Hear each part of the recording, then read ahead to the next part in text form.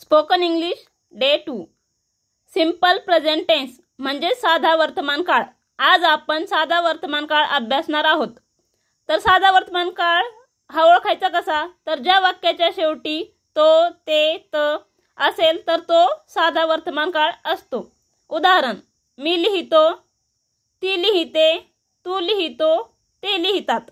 या वाक्यामध्ये शेवटी तो, ते, त आले आहे तर हा झाला साधा वर्तमान काळ। मी लिहितो म्हणजेच आय राईट, ती लिहिते शी राईट्स, तू लिहितो यू राईट, ते लिहितात दे राईट। म्हणजेच यामध्ये मी हा कर्ता आहे तर लिहितो हे व्हर्ब आहे।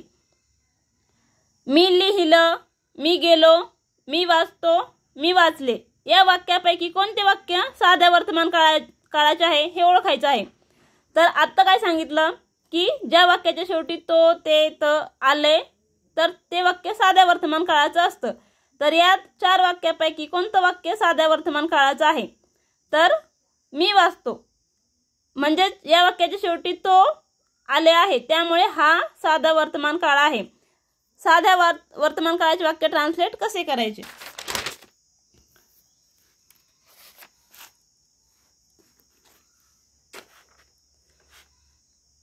Simple present tense structure S plus V1 plus S oblique ES plus O। मी लिहितो आय राईट, मी पत्र लिहितो आय राईट अ लेटर। यामध्ये सब्जेक्ट आहे आय, वर्ब आहे राईट आणि ऑब्जेक्ट आहे अ लेटर।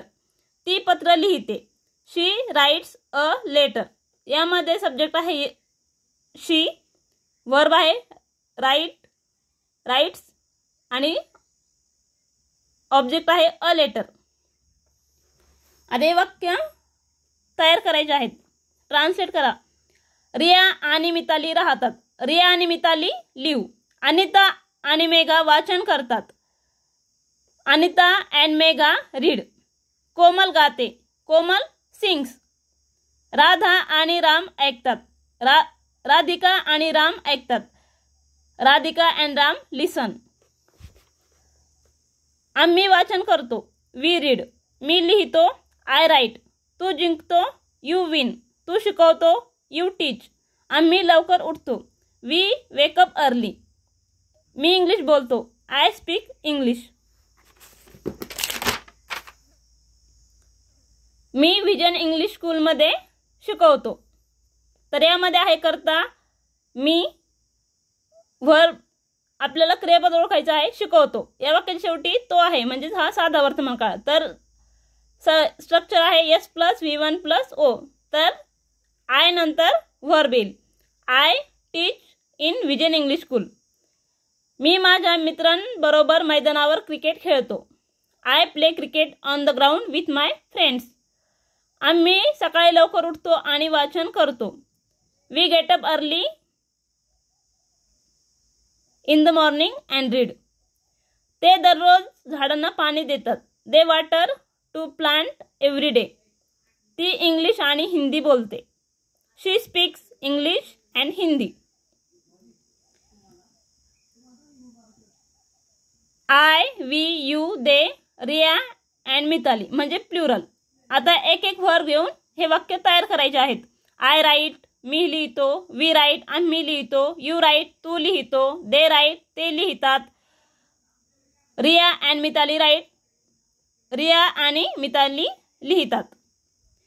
ही, शी, रिया आणि कोणताही सिंग्युलर नाव आलं तर वर्बला यस किंवा ES हा प्रत्यय लागतो हे लागतं। ही राईट्स, तो लिहितो, शी राईट्स ती लिहिते, रिया राईट्स रिया लिहिते। म्हणजे ज्या वाक्याच्या शेवटी तो, ते आलं तर ते वाक्य साध्या वर्तमान काळाचे आहेत आणि स्ट्रक्चरनुसार आपल्याला ते तसे तयार करायचे आहेत।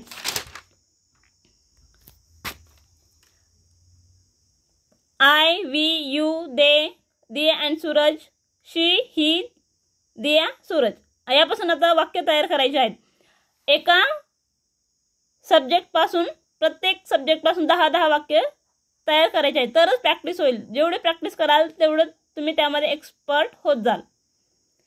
I go, I come, I eat, I run, I play, I read, I write, I help, I meet, I listen.